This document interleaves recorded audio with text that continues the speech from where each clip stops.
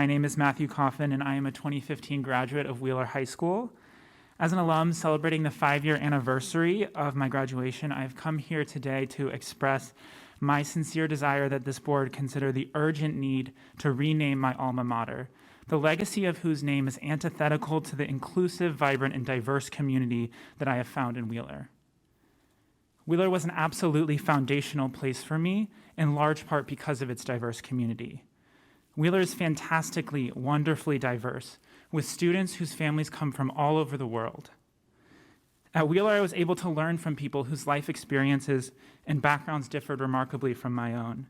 And I can say with 100% certainty that this community helped shape me into the person I am today. Unfortunately, the name of our school does not represent the diverse student body and alumni network that make Wheeler what it is.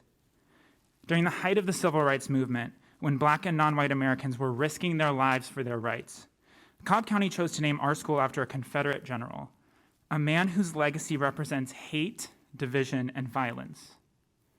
That was nearly 60 years ago, and perhaps we'll never know what exactly went into the naming process in the first place.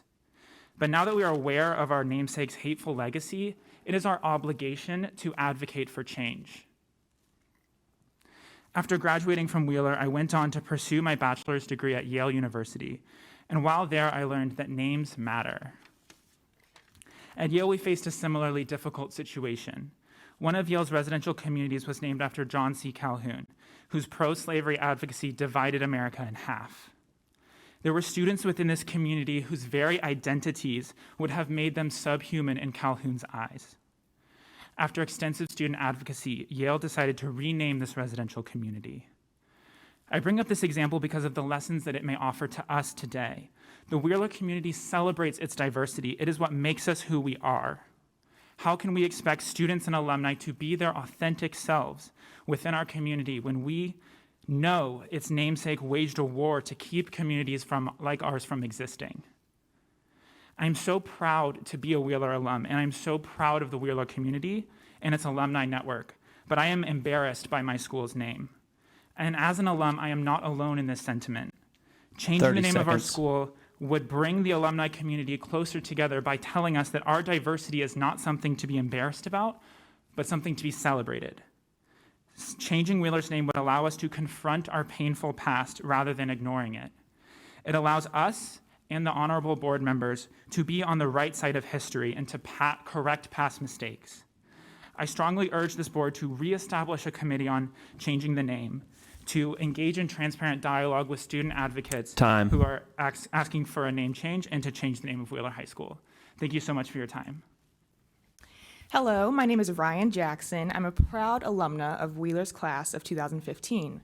My family is one with deep Atlanta roots. My great-grandmother was the first Black woman real estate broker in the city. My grandparents taught in the public school system. My parents both grew up on the same street in Southwest long before starting their family.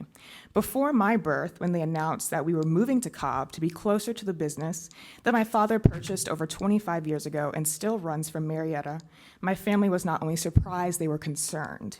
Because the reason that our Atlanta roots rarely breach city limits is because of racism and segregation. It is with recent generations that areas of this metropolis and Cobb County were open and welcoming to people who look like me. I am so thankful that Cobb has always been my welcoming home. And as I was fortunate enough to have a say in where I would attend high school, I consciously chose Wheeler, where I knew there was a diverse and collaborative community committed to one goal of student success. Recent Wheeler history will show that a decade ago when I entered high school, those buildings on Holt Road looked quite different. My classmates and I navigated aging infrastructure, us athletes split gym time with the middle school, and everyone braved over 40 trailer classrooms in all weather. This perseverance, knowledge, and confidence make up the anatomy of a wildcat, and any student who has navigated our class changes has gained tangible skills, but I took even more. My Supreme education granted me a full academic scholarship for college. Playing 4 competitive sports encouraged me to continue competing. Our international population and dedicated teachers influenced my course of study, and the collective commitment by faculty and students to respect one another is ingrained in my aura. I have taken Wheeler with me as a White House intern, a study abroad student, and currently in corporate America.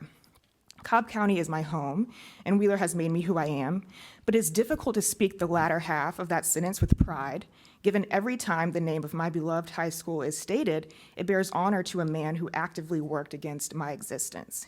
For this board to knowingly retain the name of Joseph Wheeler on a school building, and particularly on a school building where the majority of students are Black, suggests that while we have come a long way from the tardy integration in 1965, perhaps the district has not come as far as we would hope.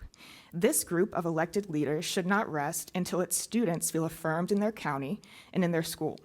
I have watched these students take time out of school, 30 seconds. time out of studying, time out of college applications, and time out of their lives to communicate with you on the importance of this matter. And while you were quick to adapt to policy regarding the current pandemic, this district has done little to address naming convention since it intentionally placed the name on my school over 50 years ago. Sadly, I've also watched and heard about many of this board working to bring conversation and progress on this naming to a standstill. I request that you either, 1, reinstate the disbanded committee on naming, or 2, offer clear instruction on renaming policy within your written response in the next 30 days. Thank you for your time.